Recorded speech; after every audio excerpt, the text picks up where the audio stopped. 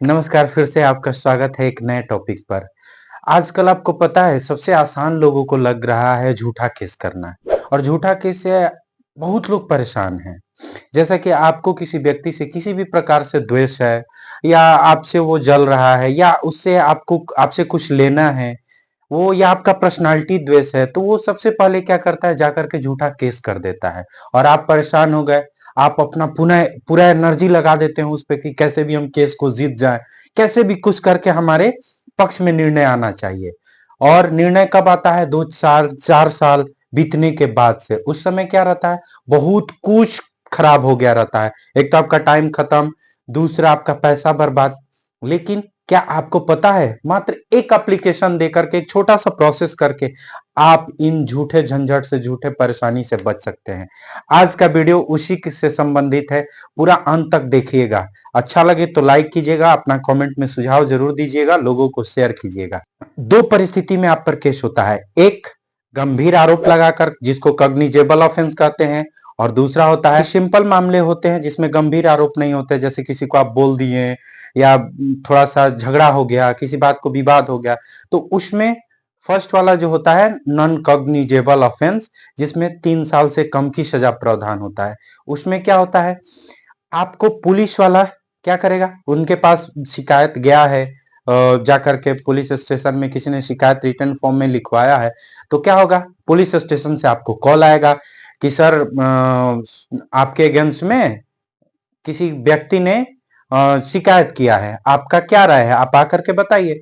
आपको बिल्कुल जाना चाहिए बिना किसी डरे हुए। ये ध्यान रखना चाहिए कि ऑफेंस हम पे कौन सा लगा है, 3 साल से कम वाला या ज्यादा वाला। अगर कम वाला है तो बिल्कुल आपको जाना चाहिए बिना डर के।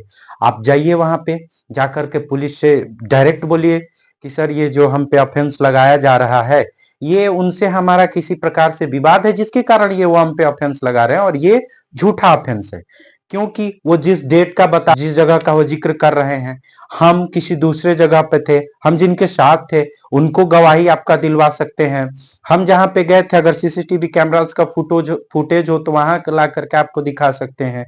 बहुत सारे हमारे पास एविडेंस है, ये एविडेंस हम आपको दे सकते हैं। ये आरोप जो है बेबुनियादी है, झूठा है, ठीक है। इस पे क्या है, आईपीसी सेक्शन 166 और 166 ए में पुलिस को ड्यूटी दी गई है कि वो दोनों पक्ष के एप्लीकेशन पर, दोनों पक्ष के एविडेंस पर ध्यान रख करके देखे, तब तो उसको एक्चुअल पता चलेगा कि आखिर हुआ क्या है, स्थिति क्या है, झूठा मामला है या सही है।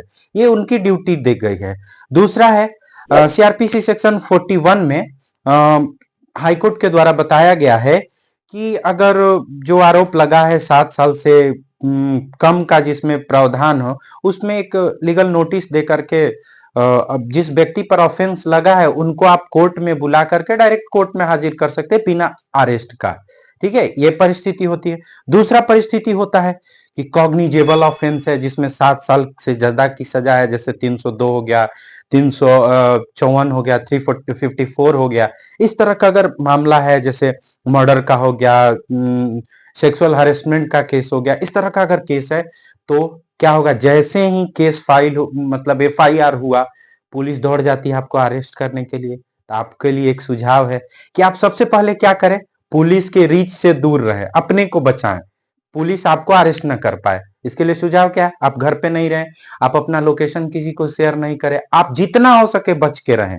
उसके बाद से आप क्या करेंगे, सबसे पहले आप अपने किसी रिलेटिव को भेजेंगे, कहां पे, एसपी साहब के पास, एप्लीकेशन दे करके कि सर यह मामला हम पे झूठा लगाया जा रहा है, हम जिस डेट को बताया जा रहा है सेम उसी तरह जो पहले वाले में हम आपको बताया कि अपना एविडेंस हम उस डेट को नहीं थे, हम बाहर कहीं गए थे, वहां का एविडेंस है मेरे पास, जो व्यक्ति है उसका शपथ पत्र हम आपको रिटर्न फॉर्म में दिला सकते हैं। इतने सारे एविडेंस हम आपको दिला सकते हैं। अगर इन परिस्थिति में भी आपको लगता है कि जो निर्णय हुआ है वो हमारे पक्ष में नहीं है, तब क्या करेंगे, आपके पास एक और उपाय है। क्या उपाय है, आप एंट्री सेपेटरी बेल, सीआरपीसी सेक्शन 438 में अग्रिम जमानत आप ले सकते हैं। अगर आपको अरेस्ट होने का डर सता रहा है तो आप अग्रिम जमानत ले सकते हैं। मान लीजिए कि आपका अग्रिम जमानत रिजेक्ट हो गया, तब आप क्या करेंगे, एंट्री सेपेटरी बेल के प्रोविजन में जाएंगे, उसमें आप अपने को ऊपर कोर्ट में जाएंगे, सेशन कोर्ट हो सकता है, हाई कोर्ट हो सकता है, उसमें जाएंगे, उसमें तो आपको एंटीसिपेटरी बेल मिल ही जाता है। अगर 376 और 302 जैसे मामले आप पर नहीं लगे हों तो वहां पे आपको बिल्कुल मिल जाते हैं। अगर आप पे झूठे केस लगे हैं तो सबसे पहले आप पे समन आते हैं। समन आते हैं कि आपके अगेंस्ट फलाना व्यक्ति ने आप पर एक केस फाइल किया है। आप कोर्ट में आकर के क्या करेंगे, आप फाइट कीजिए, केस फाइट कीजिए। उस परिस्थिति में क्या होता है, आपको एफआईआर भी हो गया है, एफआईआर में आप अग्रिम जमानत ले चुके हैं, दूसरा केस चल रहा है। इसके बाद क्या करेंगे, 482 सीआरपीसी सेक्शन में हाई कोर्ट को झूठे केस में बहुत सारे इनहेरेंस पावर दिए गए हैं को उसमें इन परिस्थितियों में कुछ परिस्थितियों को देख करके आपको वहां पे क्या करेगा, आपके केस को रद्द कर सकता है। एक केस है भजन लाल वर्सेस हरियाणा स्टेट 1990 का। उसमें 7 टॉपिक को, 7 पॉइंट को ध्यान में रखते हुए हाई कोर्ट को पावर दिया गया है कि उन परिस्थितियों में आपका केस को रिजेक्ट कर सकते। अब एक बात आती है कि 482 मान लीजिए कि आप उस पे केस फाइल किए और तुरंत क्या आपको जमानत मिल जाएगा या रद्द हो जाएगा केस आपका, नहीं। उसमें 7 पॉइंट दिए गए हैं। 7 पॉइंट क्या है, सबसे पहला पॉइंट होता है कि जो एलिगेशन आपको लगाए जा रहे हैं एक्यूज के द्वारा, वो ऐसा लग रहा है देख करके कि वो कैसा अपराध है ही नहीं, वहां पे हाई कोर्ट आपका केस रिफ्यूज कर सकता है। दूसरा, जो एलिगेशन लगाए गए हैं वो कोई कॉग्निजेबल ऑफेंस है ही नहीं, उन परिस्थिति में भी आपका केस रिफ्यूज हो सकता है। तीसरा पॉइंट होता है जो आप पे एलिगेशन लगाए जा रहे हैं कॉग्निजेबल ऑफेंस बोल करके, वो कॉग्निजेबल ऑफेंस है ही नहीं, फिर ये क्या हो गया, झूठा हो गया, फिर रिफ्यूज हो जाएगा। नेक्स्ट पॉइंट होता है कि मान लीजिए कि जिस ग्राउंड पर आपको बताया जा रहा है कि इस ग्राउंड पर आप कॉग्निजेबल ऑफेंस किए हैं या कोई ऑफेंस किए हैं, उन पर देख करके ऐसा नहीं लग रहा है कि इस ग्राउंड पे भी ऑफेंस हो सकते, इन परिस्थिति में भी आपका ये रिजेक्ट हो सकता है। अगर किसी, मान लीजिए कि किसी पर्सन पर क्रिमिनल प्रोसीजर चलाया जा रहा है, ठीक है, और उसमें जो चलाया कर सकते हैं मेला फाइट, मतलब बदले की भावना से अगर ये किया जा रहा है, उस परिस्थिति में भी रिफ्यूज हो सकता है। और लास्ट पॉइंट ये होता है, मान लीजिए कि जिस ऑफेंस में कोई अदर प्रोसेस है एफआईआर करने का और आप गलत तरीका से एफआईआर कर दिए हैं, तो उसको भी हाई कोर्ट अपने अनुसार उस ये को रिफ्यूज, उस केस को रिफ्यूज कर सकता है। अब बारी आती है, मान लीजिए कि हाई कोर्ट के पास आप 482 के तहत खड़े हुए हैं, तो वहां पे तो हाई कोर्ट भी आपसे एविडेंस मांगेगा। सेम प्रोसेस, एविडेंस जो आपके पास है वो सब प्रूफ आपको हाई कोर्ट को देने होंगे। उसके बाद से ही उन परिस्थितियों को देखते हुए हाई कोर्ट आपका जो मामला आप पर केस है उसको रद्द कर देगा। आप टेंशन फ्री हो गए, मुस्कुराइए, आप केस फ्री हो गए। फिर इसके बाद क्या होता है, एक बात यहाँ पे ध्यान रखना होता है कि ये जो 482 लगाना चाहिए वो कब लगाना चाहिए, तुरंत लगा देना चाहिए।